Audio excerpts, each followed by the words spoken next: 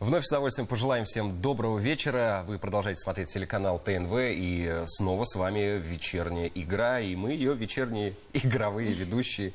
Лия Сергеева. Петр Нижинский. Беседы, чай и игры. Интересные беседы. Нам гарантированы. И сегодня с нами этим замечательным вечером заслуженный артист Российской Федерации, народный артист Республики Татарстан, педагог, режиссер, актер театра имени Галиаскара Камала Ильдар Хайруллин. Добрый вечер. Добрый вечер. Добрый вечер. Ну, наш традиционный вопрос. Как к домино относитесь? Ой, хорошо. Воспоминания детства. Отлично. Как мы играли в домино, лото, на деньги. Вот было очень интересно. По 10 копеек, я помню, вот в свое время очень любили играть. Я так сколотил себе почти состояние. Так, на деньги сегодня не обещаем. По 10 но интерес точно будет.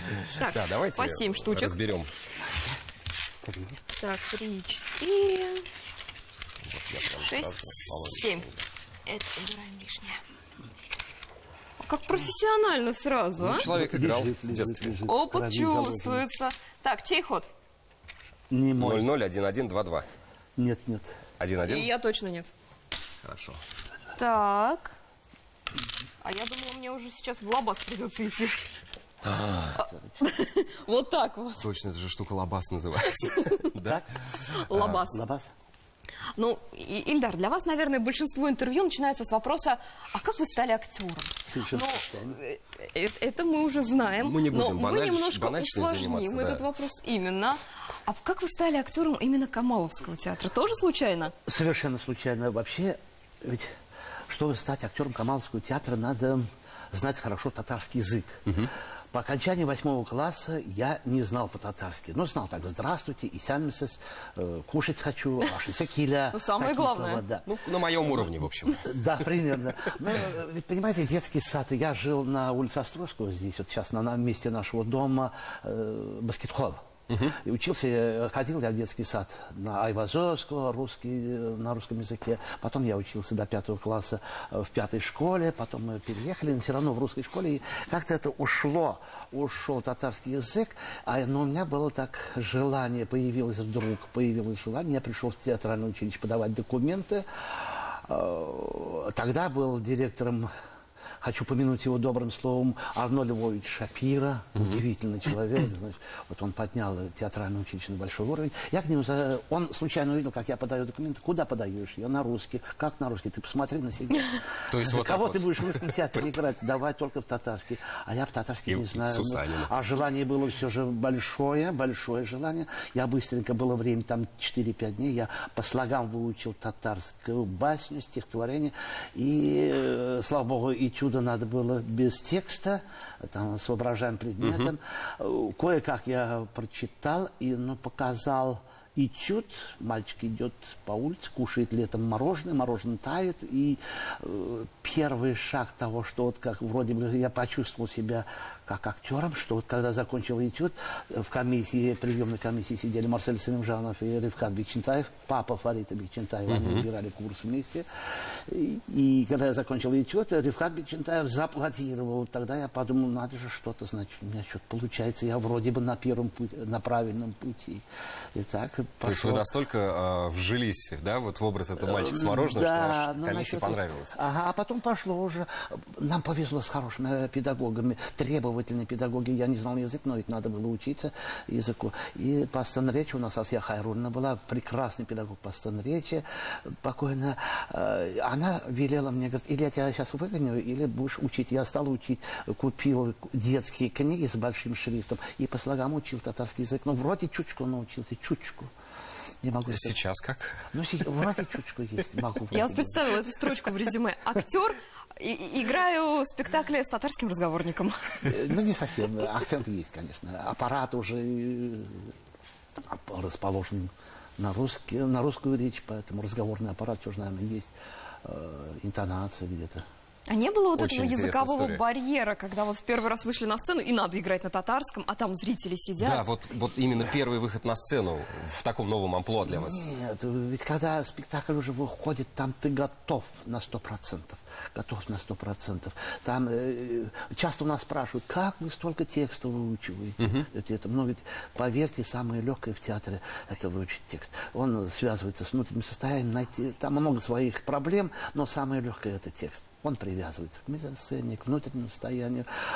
Так что проблем нет, когда выходишь на сцену. Проблема начинается застольный период, когда вот первую роль получаешь и начинаешь по-татарски читать. Когда не знаешь татарский язык и читаешь. Сперва надо правильно прочитать, потом понять логику, о чем ты читаешь.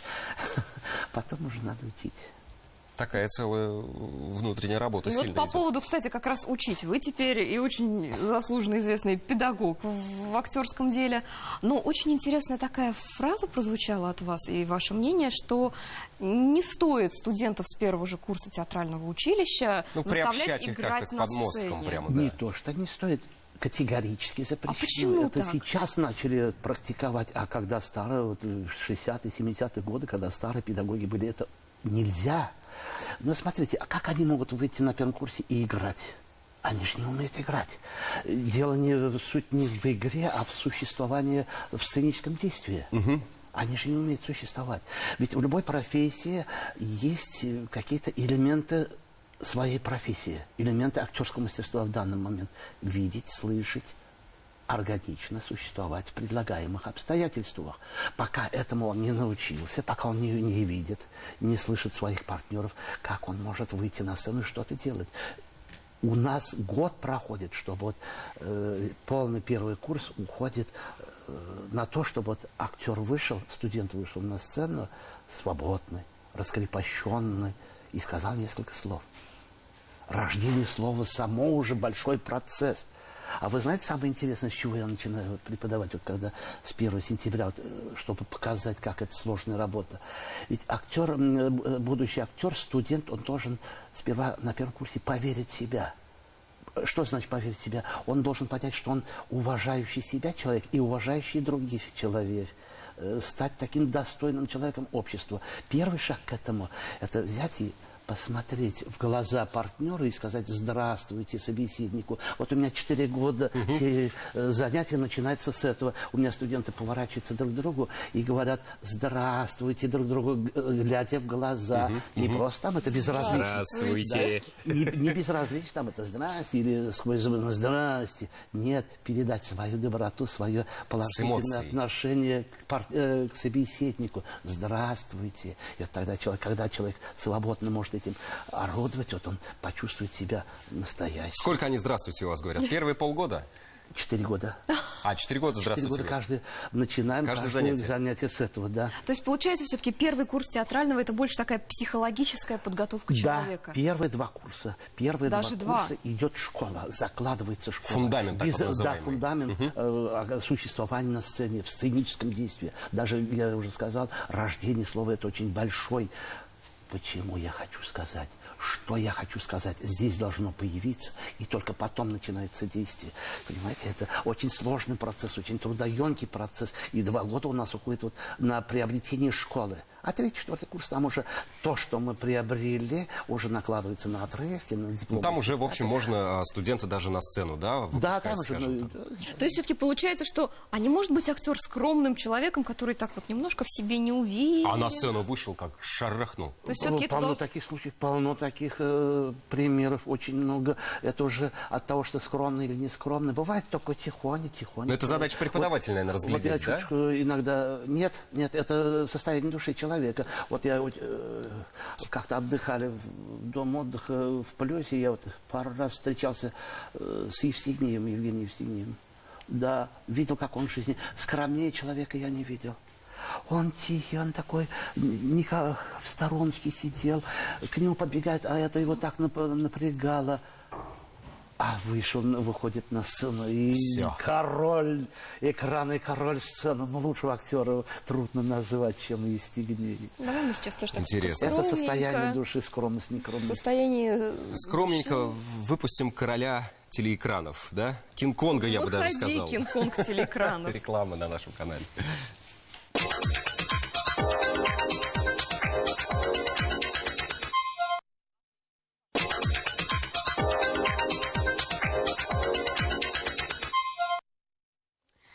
Продолжаем нашу вечернюю игру.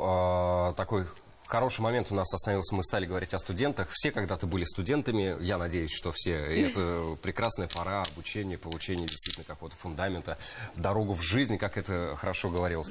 Остановились мы на том, что вы ярый противник, скажем так, того, что студентов с первого курса уже допускать до больших подмостков, до сцены. И вы это проаргументировали. Хочется задать такой вопрос тогда. А как же талант вообще вот актерский? Или он нужен, или в принципе это все... наработки годами, месяцами, днями, часами, минутами. Труда, 30% таланта. Совершенно верно. Так и есть. То есть можно человека вообще без данных сделать актером? В каждом случае индивидуально, но в основе своей, конечно, талант нужен. В искусстве без таланта делать ничего. Но талант надо развивать.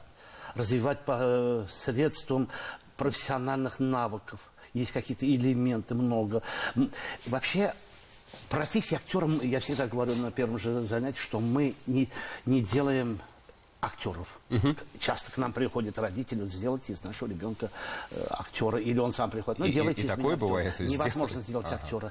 Мы можем помочь стать актером.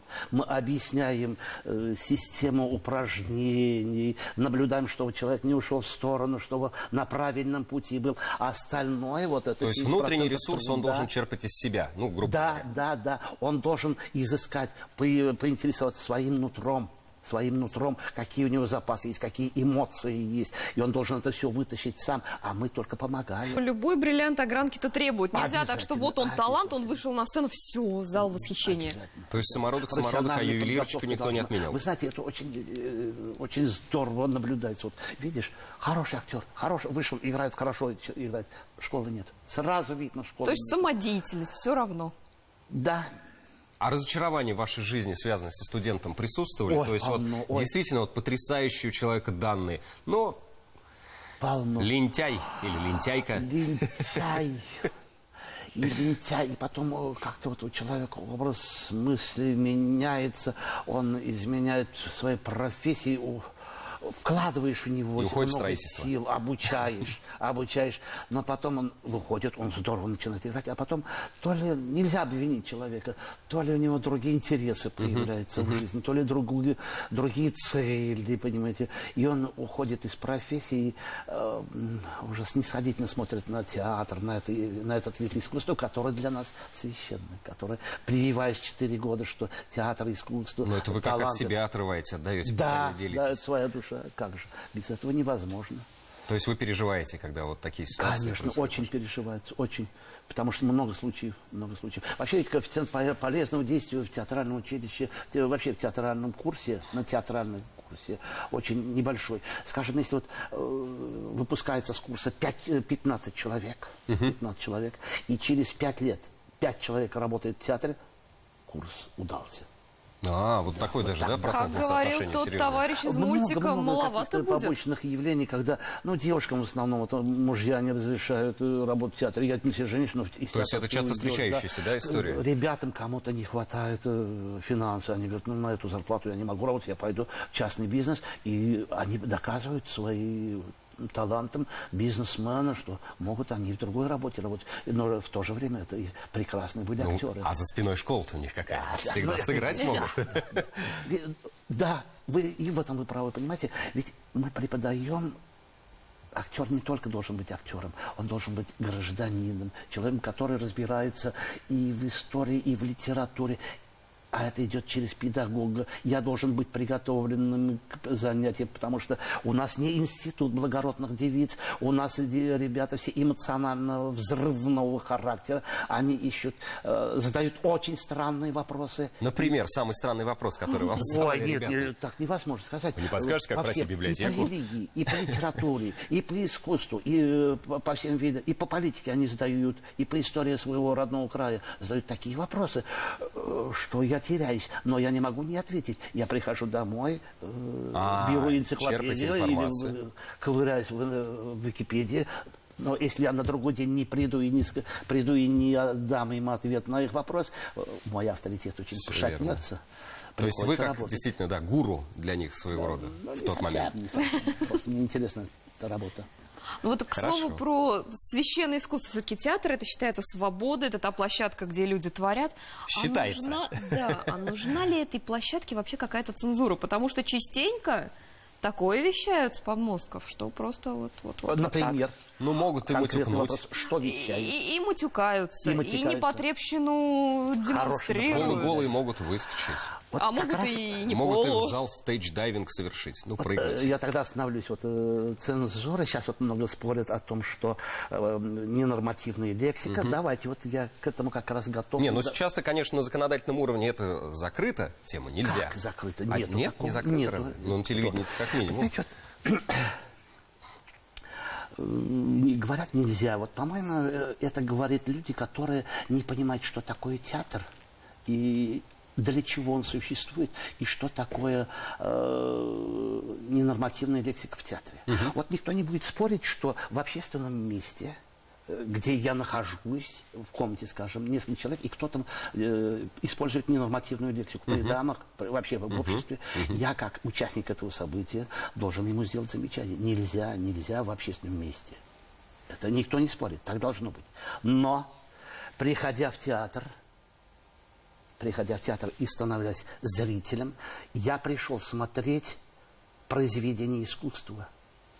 То, которое описал автор и разыгрывает группа актеров. Я не участник прямой этого события, я сторонний наблюдатель. Я анализирую, что произошло, почему это произошло, к чему это привело. Я анализирую эту ситуацию и делаю для себя выводы. И выхожу из театра, а задача театра заставить размышлять, подумать зрителя.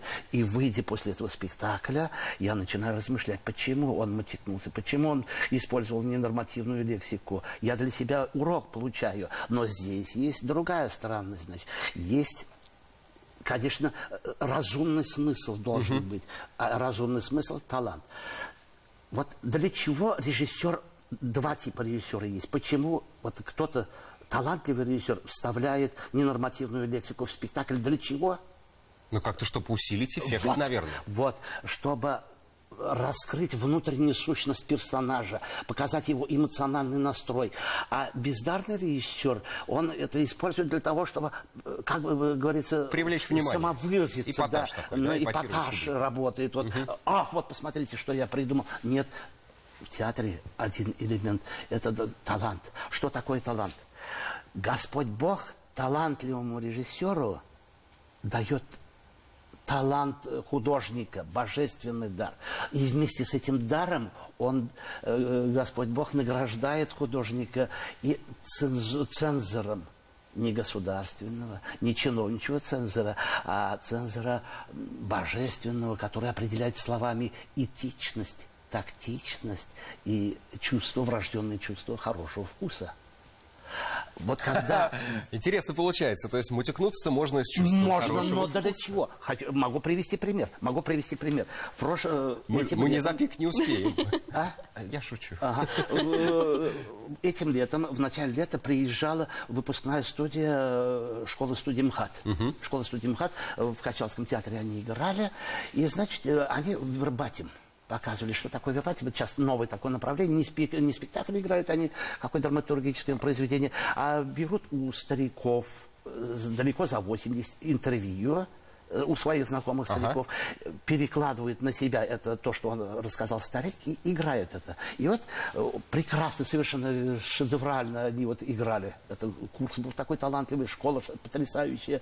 И каждый выходил, становился стариком и рассказывал свою жизнь. И вот один парень вышел старичком, начинают они как молодые люди и преображаются на наших глазах в стариков. Стареют. И вот, и вот он начинает рассказывать, вот в нашей деревне был Петька хулиган, елки-палки, и трехэтажный мат. Трехэтажные елки-палки. Да, трехэтажный мат идет, самый большой. В зале тишина. Я сразу так насторожился, думаю, ну так, сейчас что будет в зале? А мальчика сидит, глаз не убирает из зала, пауза, и говорит, я, конечно, извиняюсь за елки-палки. Опять трехэтажный повторяю. Что сейчас будет? Зал неожиданно взорвался аплодисментами. Взорвался аплодисментами. Почему? Потому что было это уместно. Ну, то есть это тонко подано было. И это было для того, чтобы раскрыть внутреннюю простонародность этого человека. Характер его был раскрыт. Ведь когда это уместно делается, это все читается не как мат, не как ненормативная лексика, а как украшение языка. Ну вот читается. вы как режиссер... Простите, а то забуду одну мысль. Вот как раз уместность. Вот эти мои слова базируются на одном высказывании Александра Сергеевича Пушкина. Он сказал... Нету неприличных слов. Ёлки-палки. Нету неприличных слов. Есть неуместные слова. Если есть слова, значит, их надо использовать. Но с разумным смыслом использовать. Правильно приспосабливать. Ну, я вас понял. Абсолютно прекрасно. Могу второй пример привести. Давайте. 2 года назад Ярославский театр приезжал. Они привезли 2 румына, уходящих домой, бегущих домой. Там по...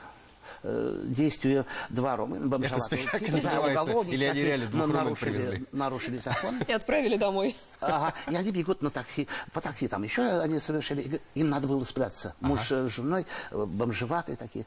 Куда? Ну, пойдем в эту... Тоже в Качалском театре играли. Давай, у меня подельники есть. Давай мы к нему, у него спрячемся. Ночью, дождь. Они стучатся к этому подельнику. Он пьет, он пьяный, конечно. Не ждет давай, никого. Откроет, да. Ага. Стучатся, тот говорит, я не открою, уйдите, я не открою. Я сейчас вас разобью. Те все стучатся. И вдруг выскакивает на сцену. Человек почти как Ельцин, огромного роста, совершенно голый. Одной рукой прикрылся то, что не нужно показывать, а в другой руке топор и матом. Ёлки-палки, я вас сейчас всех зарублю. Передо мной ряд сидел, это в малом зале Качалского театра, ряд 8 женщин, далеко за 70. Видно, одна компания, такие научные работники, директора школ, вот, далеко за 70 на пенсии, видно, они...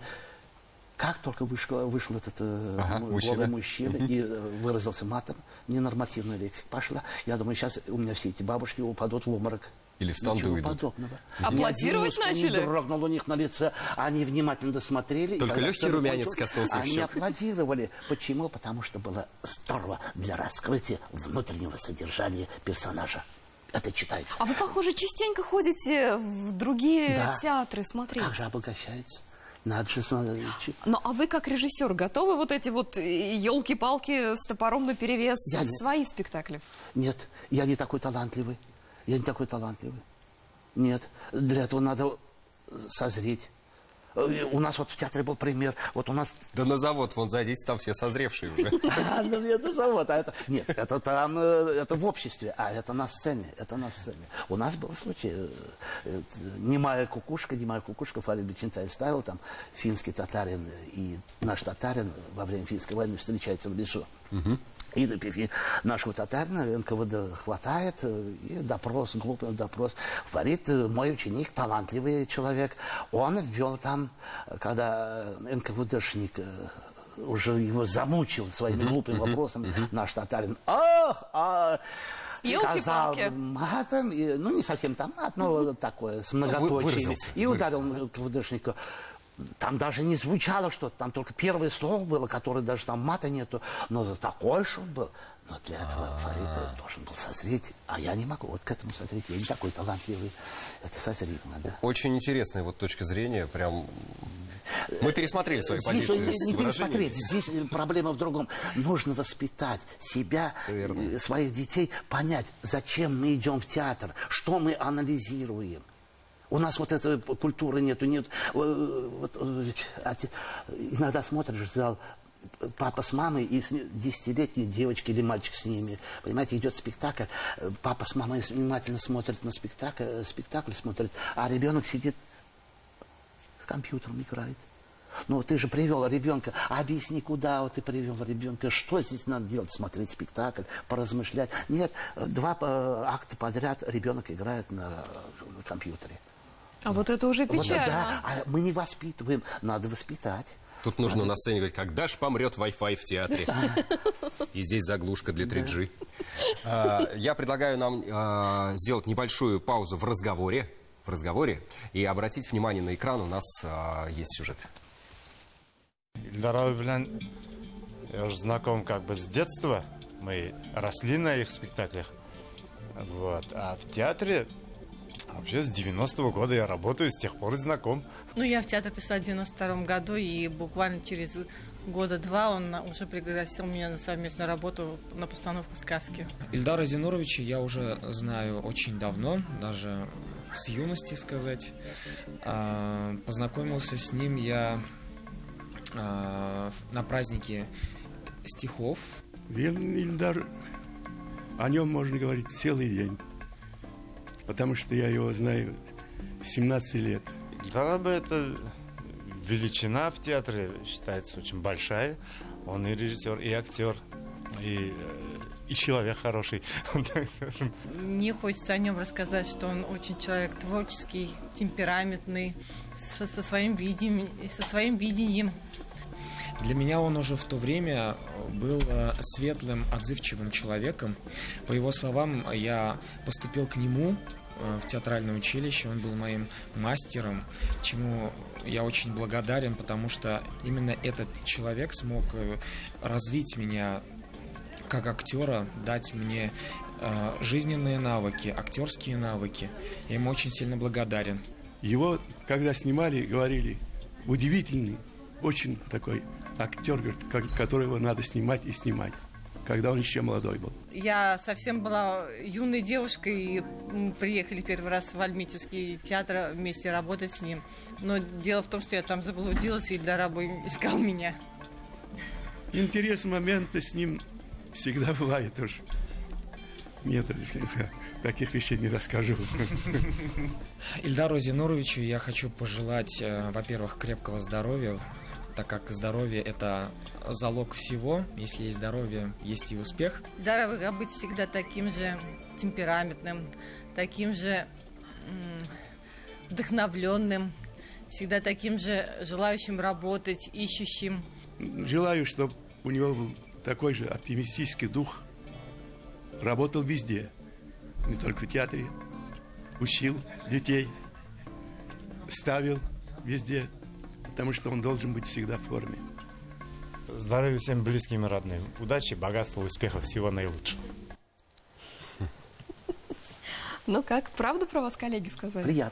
Приятно слышать хорошие слова. Даже не всегда все, наверное, справедливо. Вы очень требовательны к себе, да? Не требовательны. Мы же все эмоциональные люди. Вот я считаю, мой самый большой недостаток. Мы все вспыльчивые.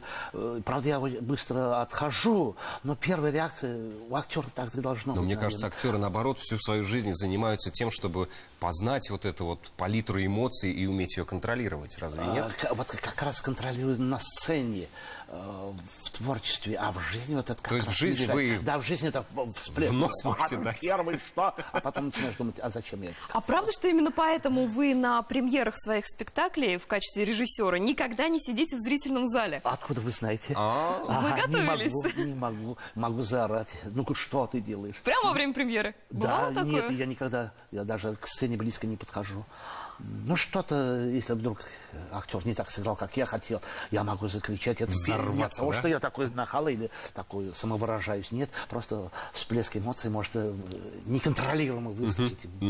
Это очень интересное состояние. Ну, мне кажется, зрители бы подумали, что это такой режиссерский ход. Нет, ни в коем случае. А кто-то любит, он заходит на премьеру с представителями власти, садится, да, и он любуется, какой спектакль он поставил. Мои сейчас сыграют. Да, мэтром быть.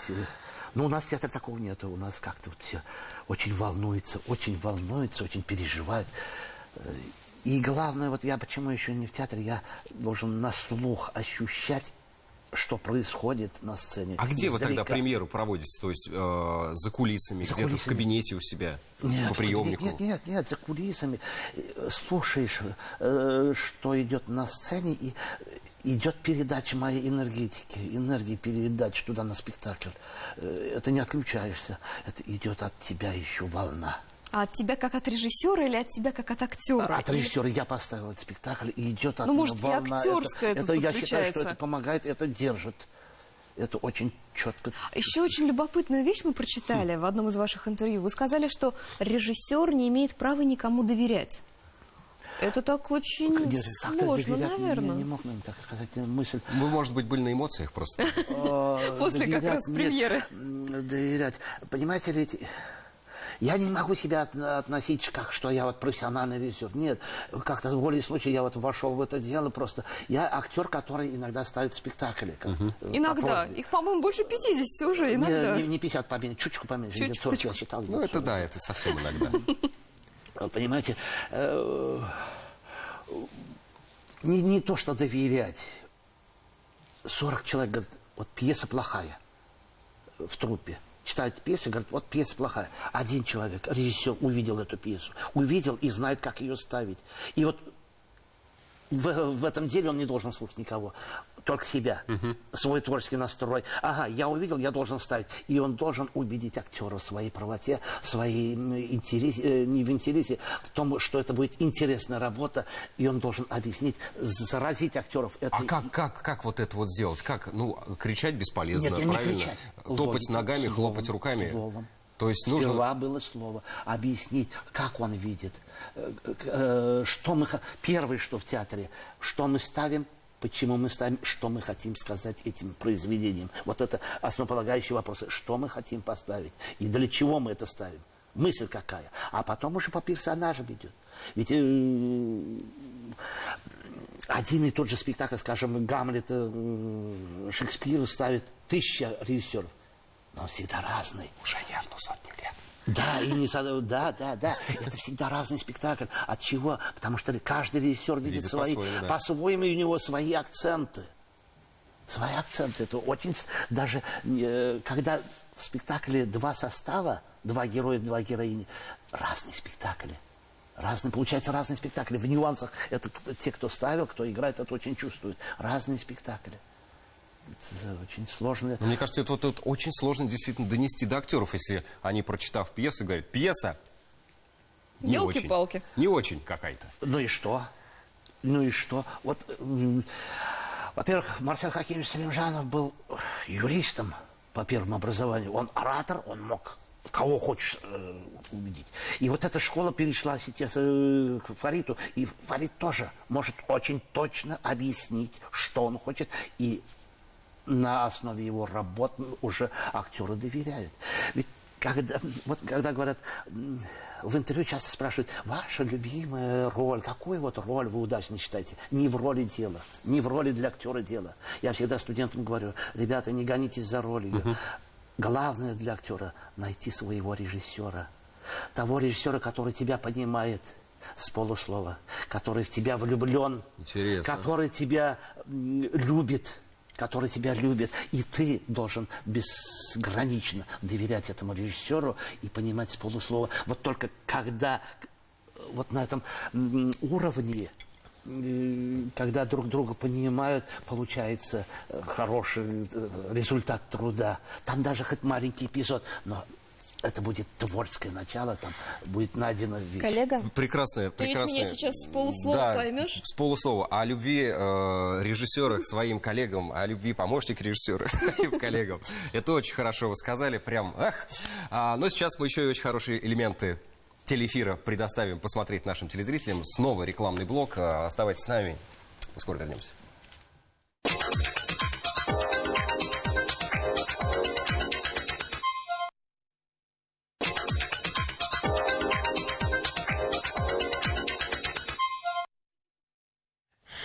Добро пожаловать снова к нам в программу «Вечерняя игра». Вот такой тут, как трубу какую-то Лия составила. Лия дальше не дотягивалась, поэтому получилась труба. Понятно. У вас на все есть ответ. Вот очень интересно. Ой, нет, не на все. Не на все, к сожалению. Так, 3. Хорошо, вот так. А как вы относитесь к тому, что худсоветы вообще в театрах нужны, не нужны? Потому что сейчас Худсоветы? много об этом говорят. Раньше вот они были. Ну, при советской власти, да. Сейчас их, мы так понимаем, уже нет. Ну, при советской власти тоже, я не знаю, как, в каком театре это практиковалось очень сильно. Во всех практиковалось. А вот сейчас, если взять театр Товстоногова, вот как может быть, худсовет набирается из актеров. Как подчиненные Товстоногова могут ему указывать, какую пьесу брать, какого актера назначать, кому квартиру дать? Ну, это нонсенс. Для этого есть другие организации. Ведь нельзя мешать, я считаю, режиссеру. Режиссер, он лидер, он ведет весь коллектив за собой. Вообще профессия главного режиссера, не просто режиссера, она совершенно чуточку другая. Главный режиссер должен быть и политиком, и дипломатом, и коммерсантом. Он выстраивает репертуарную политику театра. Под эту репертуарную политику он собирает актеров. Он занимает актеров. И если вот этот процесс вмешается кто-то из актеров, секретарь партийной организации, секретарь комсомольской организации. Лебедь, рак и щука получится. Да, это будет... Да. Это не должно быть. Вообще ведь театр, вообще искусство... Зона свободного творчества. Не должны быть никакие преграды, никакие рамки. Вот как можно сказать Чайковскому, вот это место у вас правильно, а вот здесь вы сократите, вот здесь у вас неправильно. Вот невозможно. Ну вот смотрите же, искусство тоже рознь. Вот Чайковский, да, писал гениальные произведения, а кто-то, если кто поймет, о чем я говорю, выходил на Красную площадь и прибивал себя... За некоторые части тела к этой самой площади. И говорил, что это искусство. Выразительное средство, я не совсем это понимаю. Может быть. Я говорю о чистом классическом творчестве, когда люди занимаются серьезным искусством, понимаете. Как можно было Салимжану, вот у нас были такие случаи, когда в Путсовет набирали секретарь партийной организации. Но, как правило, на такие должности становились второсортный актер, даже не первосортный, а второсортный актер. И вот бывало, что на него начинали указывать, мы не позволим вам это ставить. Доводили до белого коня. Сколько крови они ему съели. Нет, ни в коем случае нельзя. Ведь главный режиссер театра приходит не с улицы.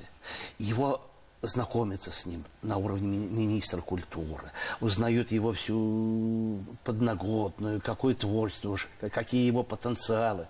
И утверждают, хотя вот я знаю, что в нашей республике на уровне президента утверждают главным режиссером. Раз ему доверили большой коллектив, зачем кто-то еще должен мешать ему? Нельзя. Доверили коллектив.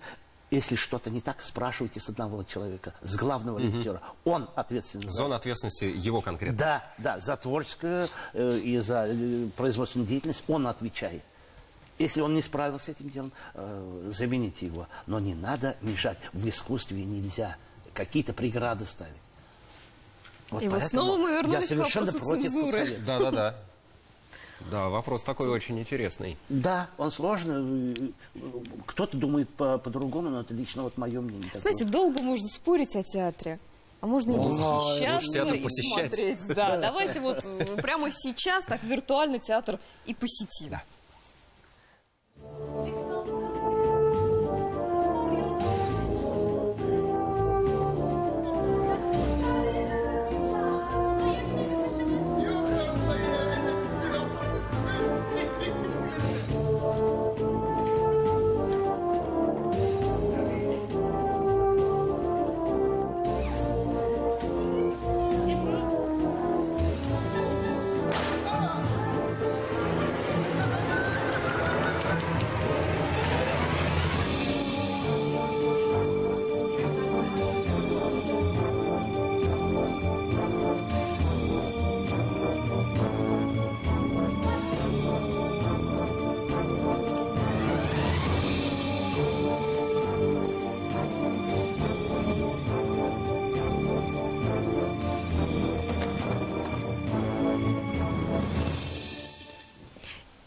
Посмотрели мы отрывок, причем отрывок все-таки это классическое произведение. А как считаете, все-таки театр должен сейчас больше делать упор действительно на классику и там в 150-й раз ставить «Бедный Юрик» или что-то современное?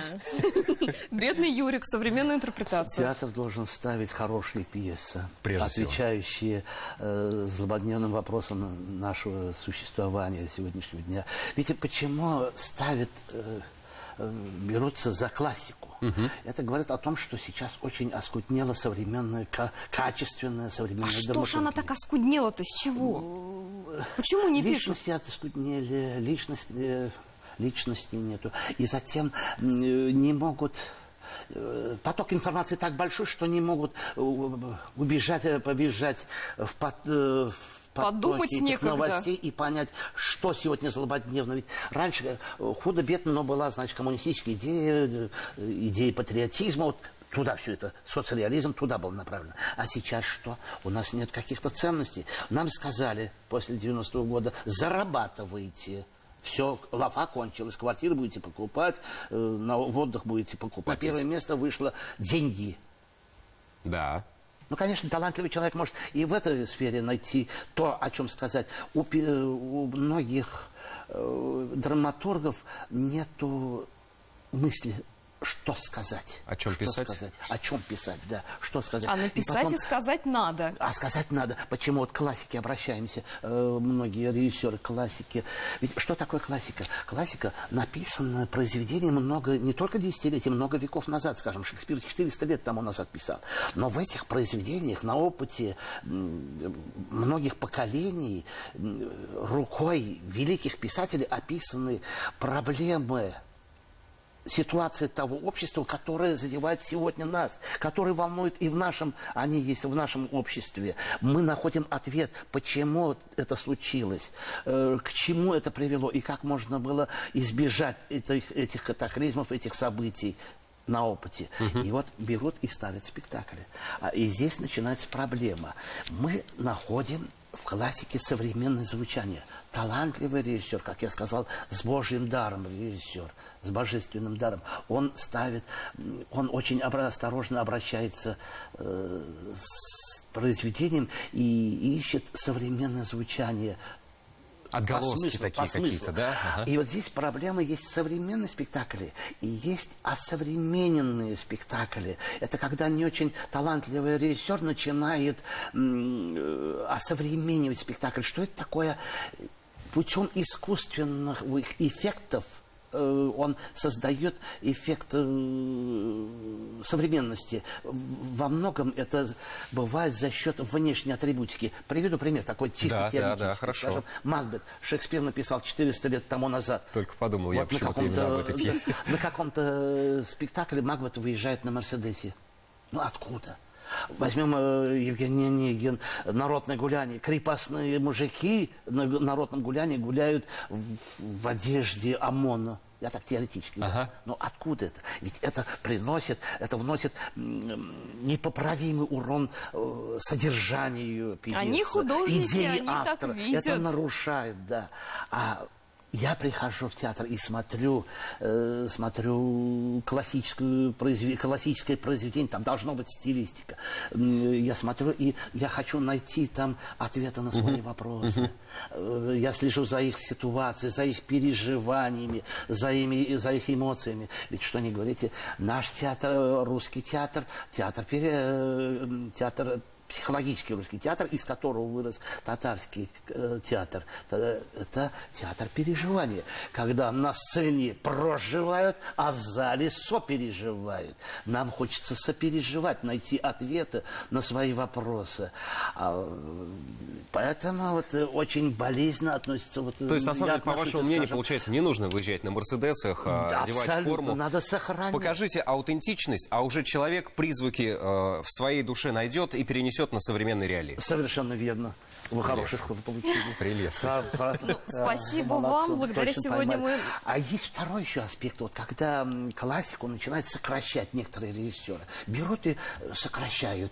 Вот один пример приведу. В одном театре я смотрел спектакль «Ромео и Джульетта». Хороший спектакль со своей эстетикой, со своим взглядом, режиссерским взглядом. Очень хорошо ребята работают. Я смотрел, но спектакль шел 1:30. А если я возьму пьесу «Ромео и Джульетта» и начну читать, мне надо 2 часа 30 минут. Где? Куда делся? 60 час минут. звучания, текстового звучания. Оказалось, они взяли эту сцену, вставили туда гениальную сцену у балкона, и спектакль шел 1:30 минут. Но нельзя обращаться с классикой. Это уже не произведение Шекспира, это компиляция по произведению. Это краткий пересказ. Композиция, компиляция, как хотите называть.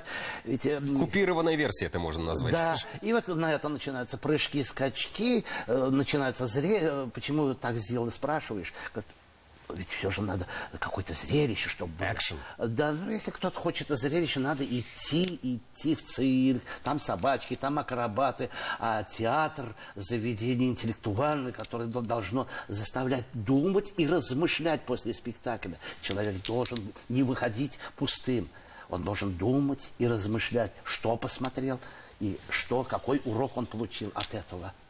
Хорошо сказал. Вроде. Прекрасно, прекрасно. Вот сейчас вот мы как раз и будем завершать нашу программу. Огромное спасибо, что посетили вечернюю игру. Было очень, очень познавательно. И азартно, кстати. И азартно, кстати. Спасибо вам большое. Сейчас, дорогие наши телезрители, мы будем думать и размышлять. До следующей программы. Пока-пока. Счастливо.